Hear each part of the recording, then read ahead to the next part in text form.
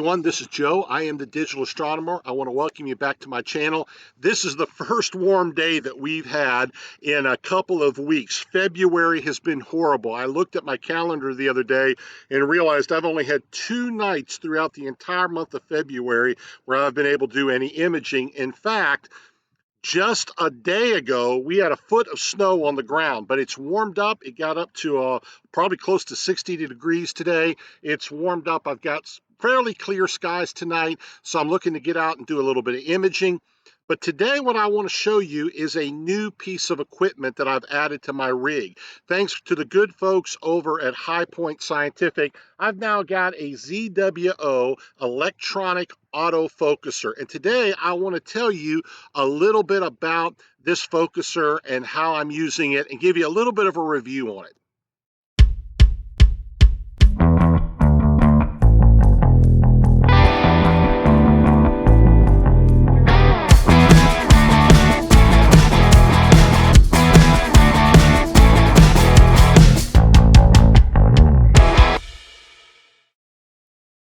Okay, let me start off by saying I want to give you a few reasons why I decided to add the electronically assisted focuser to my equipment.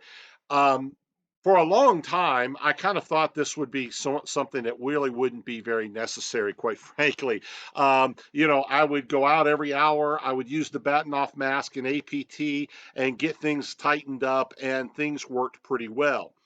But the deeper I've got into astrophotography and the more I want to improve my images, the more I realized that I needed to more carefully monitor my focus. What happens over the course of the night is that as the temperature changes, your system will fall out of focus. And so to compensate for that, what I've been doing for the last couple of years is just every hour or so, every hour and a half, go out and throw a batten off mask on and tighten my focus up. But depending on the conditions, that might not be often enough. And quite frankly, it gets a little bit tedious going in and out. So what I wanted to be able to do was have something that would monitor my focus constantly, and then it would tighten up the focus if I got outside of a certain range. Now, with the ZWO EAF and Nina, that becomes simple. There's a number of things I can do. I can have it tracked so that if the temperature changes by a certain amount of degrees, it will automatically run the autofocuser. What I've done is I have it monitor the HFR, the half flux radius of all of the stars in the image. And if it changes by more than 10%, then it automatically runs through the autofocus routine. And so basically what's happened is that's given me an ability to more carefully monitor the conditions and my focus, and then automatically adjust it when necessary. So the first reason that I wanted to add the EAF was just simply to do a better job of staying in focus over the course of the night as I was imaging. The second reason is kind of closely related to that, and it's somewhat a convenience issue. The other night when I was imaging, I was out, this was about 2 weeks ago.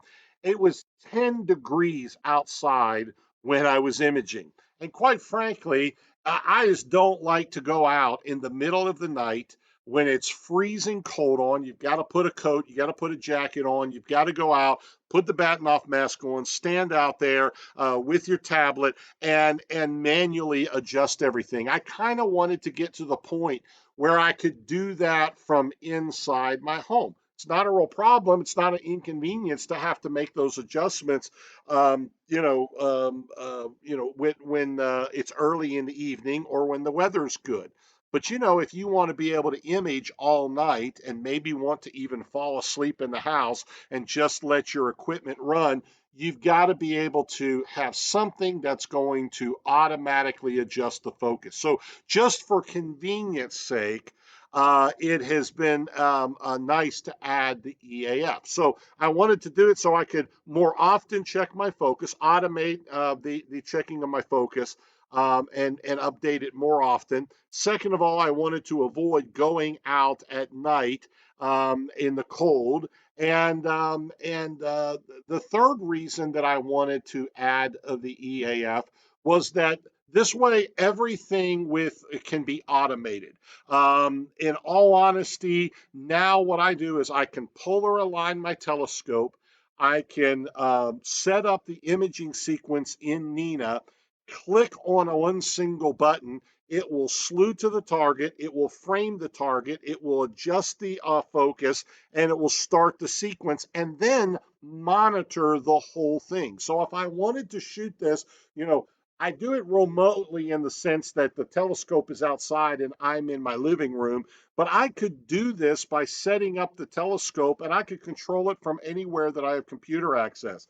And so it's kind of nice to have a little bit of that remote ability. And so those were the three reasons that I sort of wanted to add an automated focuser and be able to move forward. So let me show you very quickly how I installed the ZWO EAF onto my telescope and got it up and running. Let's talk first of all about installation of the ZWO electronic autofocuser. I found it to be very simple to install on my telescope. Very first thing that you have to do is you have to remove the coarse focus knob. And for my telescope, the Orion ED80T, all that required was that I loosened two tightening screws on my coarse focus knob and slide it off the shaft. Once that I had that slid off, then I was able to install the an adapter that looks like this. And this has kind of got a springy kind of a adapter to it. It's so that uh, the focus motor can then connect over here to your your focuser shaft.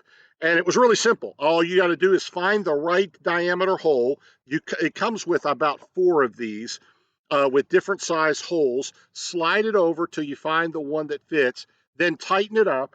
And then all I had to do was put this bracket here and attach it underneath my focusing tube, which required 2 screws. That's all it took. There was one over here right next to the fine focusing knob, and then one right in the middle. Once I put those in there, attached it on, the motor slid right on, tightened everything up, and I was good to go. Now, I will say that if you are relying solely on the ZWO instruction manual, it's not necessarily the clearest and best written manual that you'll ever read.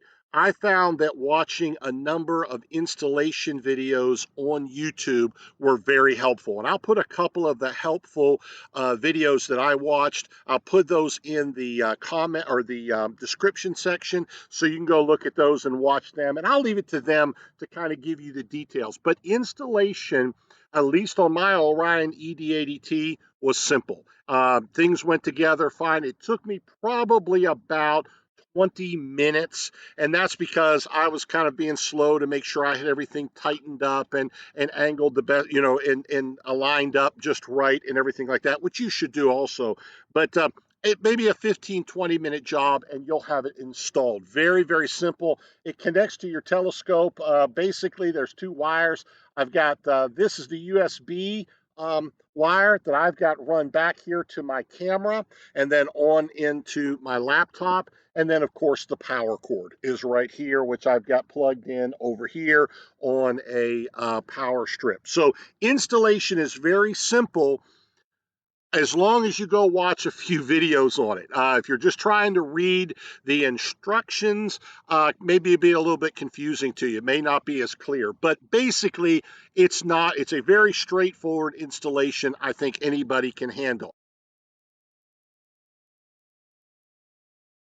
Okay, before I show you the software downloads, let me show you really quick how I've got this wired up and how I'm just doing my wire management. You'll notice here I've already placed, this is my guide scope on top of my telescope. I've got a ZWO 224 camera here, and I've got the excess wire kind of wrapped around the end here. You can see it's kind of taped in here. Then it runs back to the USB hub on my on the back of my ZWO 183 MC Pro. that's this wire right here. And then you'll see here that I've got the ZWO, the EAF. I've got its excess wire wrapped up underneath the foot of my telescope, and then it runs back here to the other USB port. That way everything runs through the one USB port here on my ZWO 183 off to my laptop. Okay, so now let's talk a little bit about downloading the software and getting the electronically assisted focuser to work.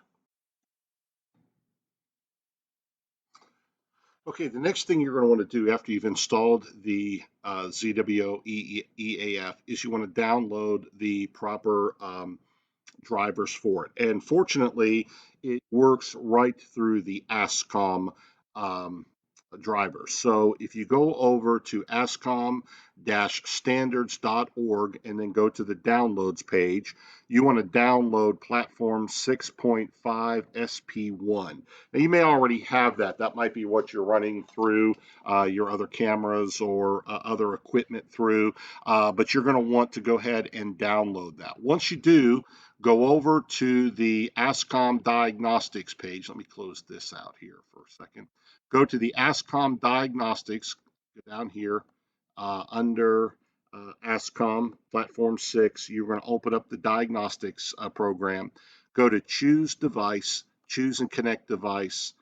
Then what you want to do is go down here and select whatever you've installed your focuser as. Okay, so for me, that's going to be, if I go down here, that's going to be ZWO Focuser 1. Then I can go over here to the properties, and that will allow me then to see if everything is working. Okay, and so here I can move my telescope in, I can move the focuser in, I can move it out, and I can also set the step size, which I've set here as 20. Okay, and you can also click on this if you wanted to reverse directions, and you can read up on all of this. But once you have that all installed, then you are ready to go and check your back focus. And this is probably the most important step of the whole process. So let's go over and talk about how to set up your back focus. Okay, probably the most important thing about getting your ZWO EAF to work is getting the backlash set. Now, every mechanical device has a certain amount of backlash in it. And if you're familiar with telescopes, probably with your mount, you've got a little bit of a backlash adjustment that has to be made. Basically, what happens is you can imagine those gears as they're kind of the teeth of those gears are kind of moving around. When it comes over here and makes contact and begins to move the other gear, there's a little bit of space. This space in here between these gear teeth is backlash. So this has to move a little bit before it makes contact to go the other direction. And what you need to do is adjust a little bit in your software to compensate for that backlash. And the way that you do that is open up your software where you're going to control the focuser. Okay, you can just go over to the ASCOM, open up the diagnostic, the properties, and what you want to be able to do is move the focuser in and out. So what I'm going to do is I'm going to go ahead and move the camera here a little bit so that you can see my focus knob. Okay, and so you can see the focus knob. And what I'm going to do here is I'm going to open up my ASCOM driver, and I'm going to move this. I'm going to move the focuser uh, in a direction here. So I'm going to move it out. And you'll notice here's one click, it didn't move. 2 clicks, it didn't move. 3 clicks, it didn't move. 4 clicks, it didn't move. 5 clicks, it didn't move. 6 clicks, there it moved. So my backlash, because I have my step size set to 10, my backlash is about 60. Now, when I calculated this before, I got 70. And so what I ended up doing was, and you could check that going the other direction. So there I was going out, but if I go in and I should get about the same thing. So if you're watching there, notice what will happen. I'll go 1, 2, 3, 4, 5, 6. There it moved. Okay, so my backlash is about 60 steps. Now, what you want to do then is go over and set that up in whatever software you're using to do your autofocus routine. Let's go over and let me show you how I set that up in Nina.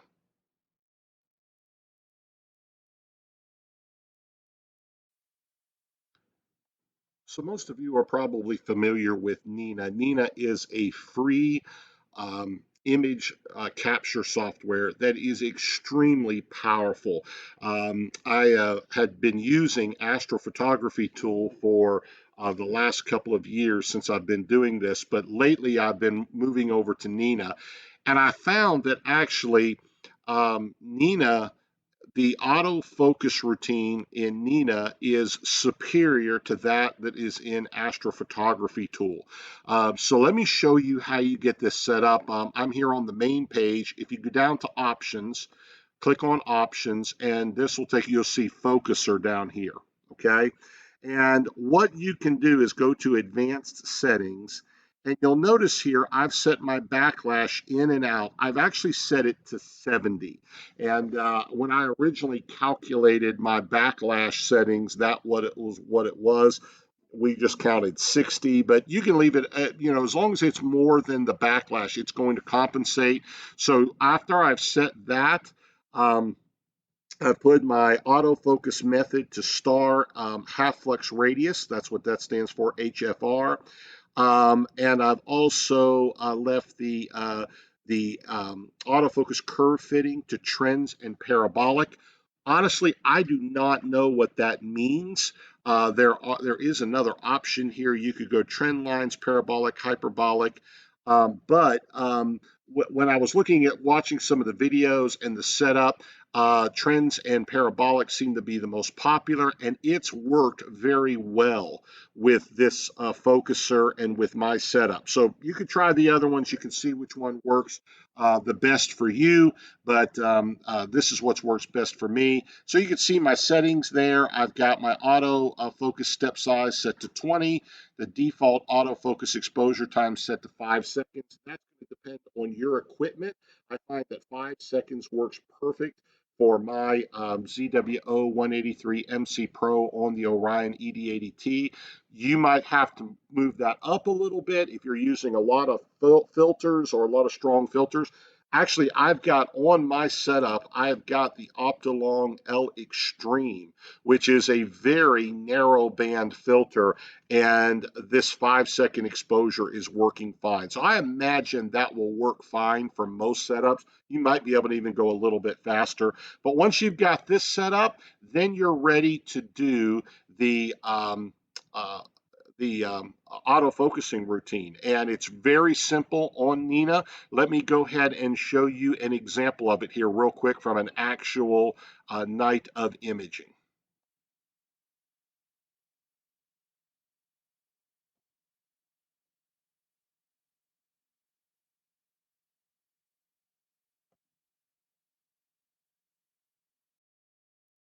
Okay, now that I've got the ZWO EAF installed on my telescope, I've got the backlash set, I've got all the software downloaded, everything's up and running. I want to show you how I use this in Nina. And specifically what I do want to do is show you how I started an imaging sequence for NGC 2244, the Rosette Nebula. I want to show you how Nina automates this entire process, and then specifically, what I want to call your attention to is the autofocus section of this. Now, it's going to show you how it zooms or slews over to the target, how it frames it up, but then it will walk through and show you the autofocus sequence. And two things. Not only do I want you to see how the EAF works, but I also want you to see how amazing it is that Nina automates this entire starting process. All I did was went out, I polar aligned the telescope, and then once I set up this sequence, just clicked on go, and it took care of the rest. So let's go over and take a look at that. Specifically, pay attention to the auto focusing sequence and how it goes through the process of getting you right on focus.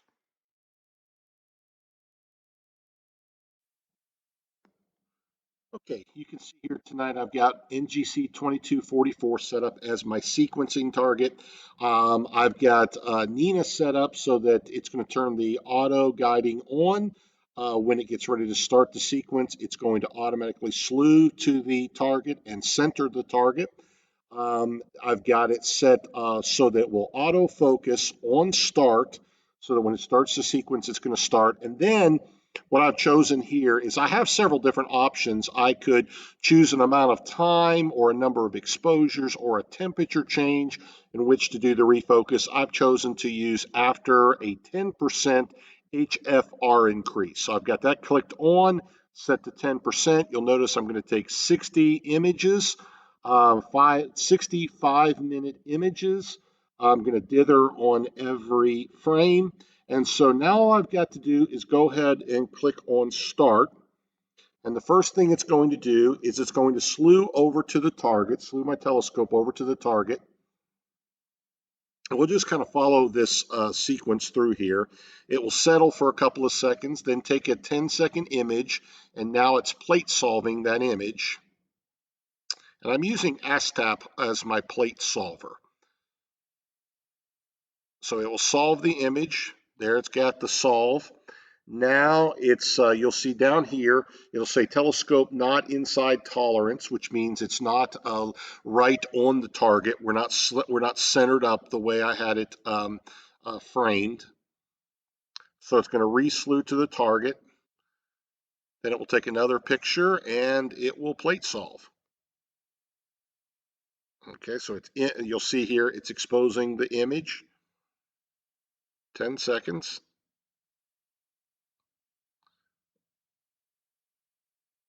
Now it's going to go ahead and all right, it is plate solved, and now we are centered up, and we're right on our framing. So now it's going to run the autofocus sequence, and that's going to take a couple of minutes. It's going to take a number of pictures here, and it's going to get me into focus. And so I will pause for just a second, and we will come back when that's over. Well, let me show you what it'll do here. It's going to take a 5-second picture. Actually, it's going to take 2 of them. I've got it set up so it does this, takes 2 pictures and then averages them. That all accounts for any bad seeing. Okay, that's going to go ahead and place the initial focuser position right here. It will move the focuser just a little bit, take 2 more pictures.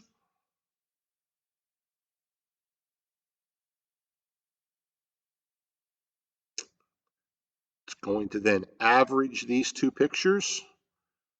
Okay, and you can see, so it's moved the focuser a little this direction.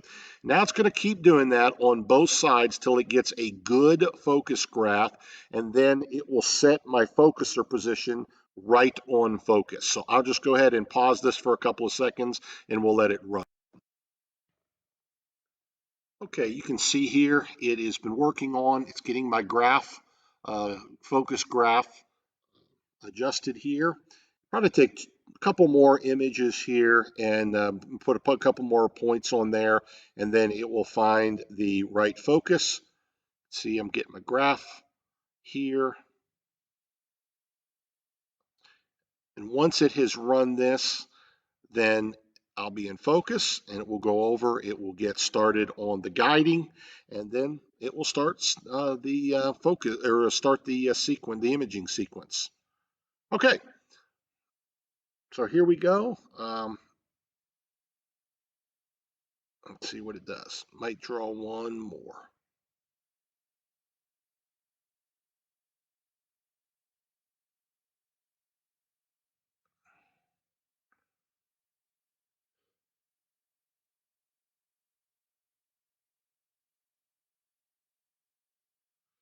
Okay,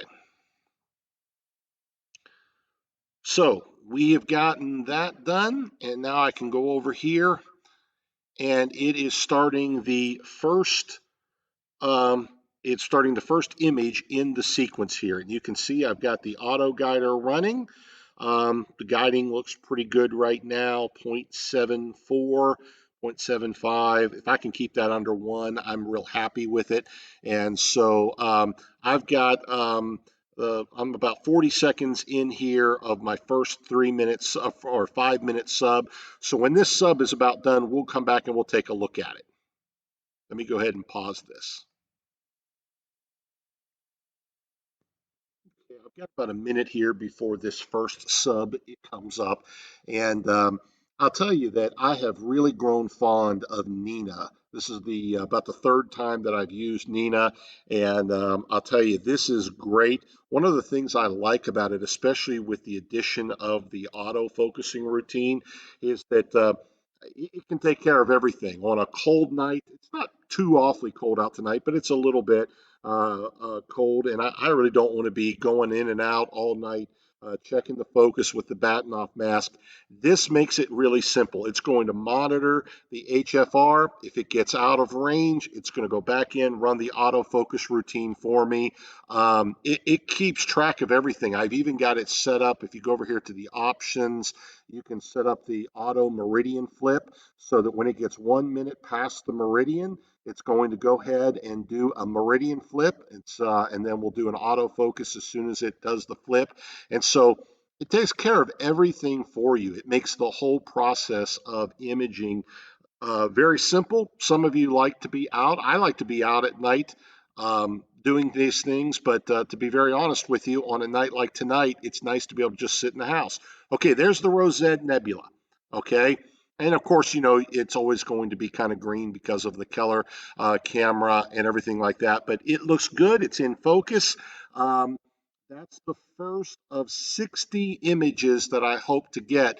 I don't know if I'll get them all tonight or not, but of the Rosette Nebula. So we'll just go ahead and let it keep running, and it'll do its thing, and then we will come back and get these images processed. All right, we'll come back in a little while.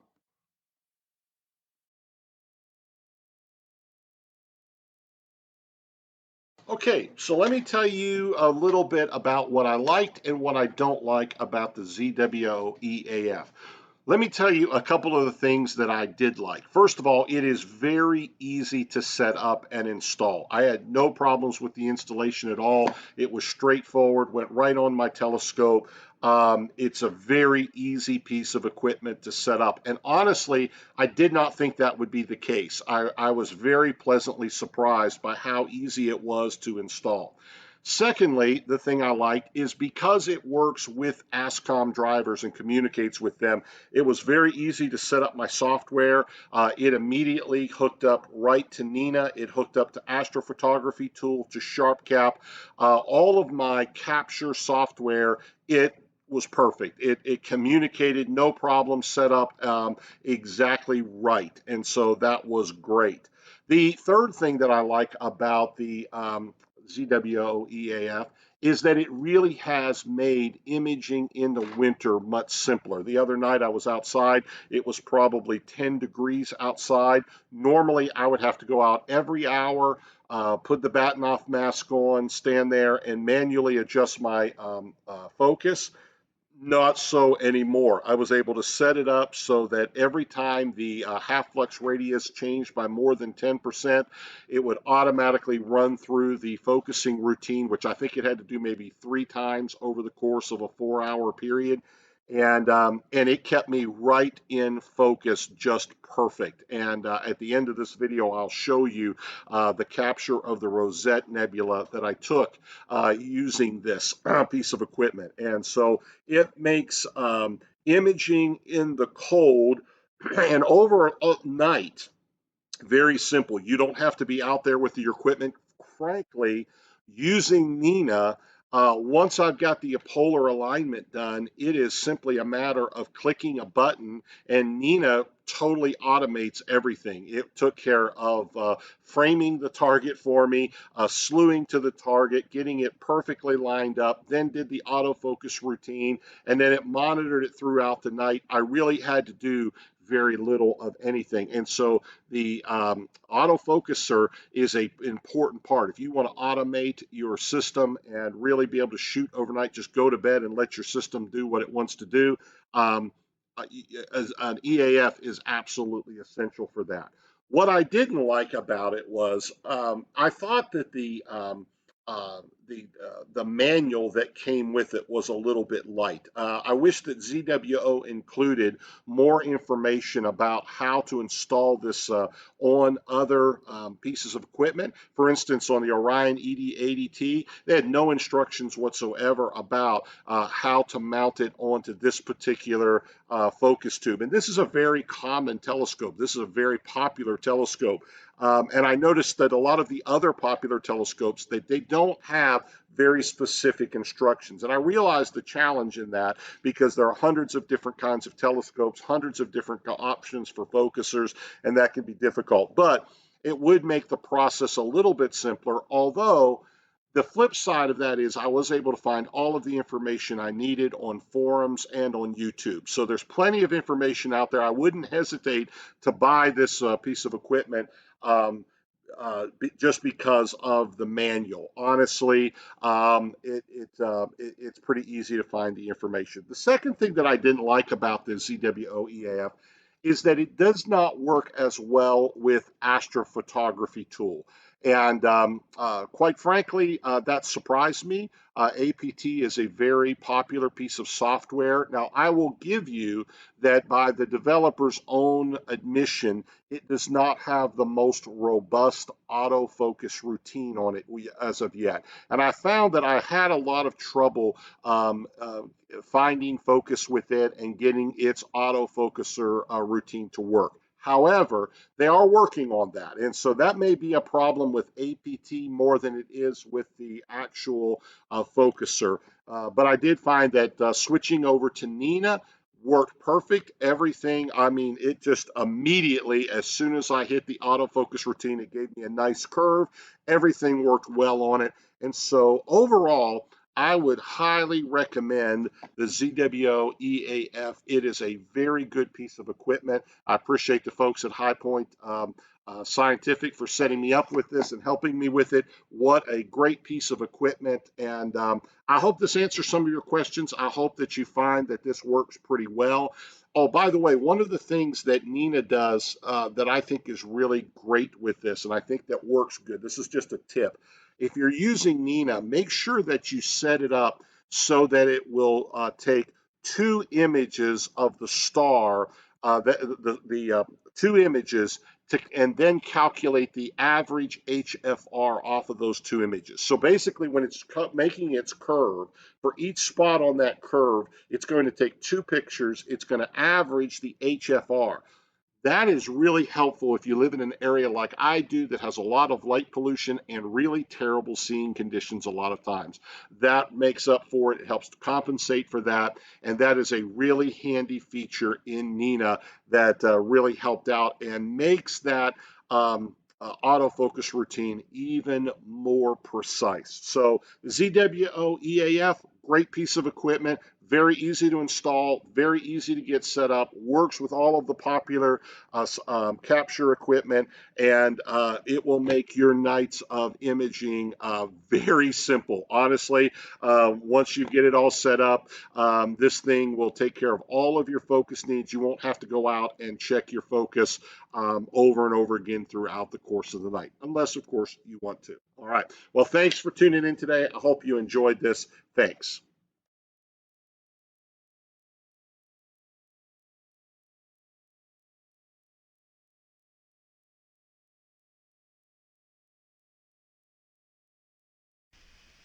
Just a quick reminder, if you enjoyed this video, please help support me by clicking on thumbs up and share.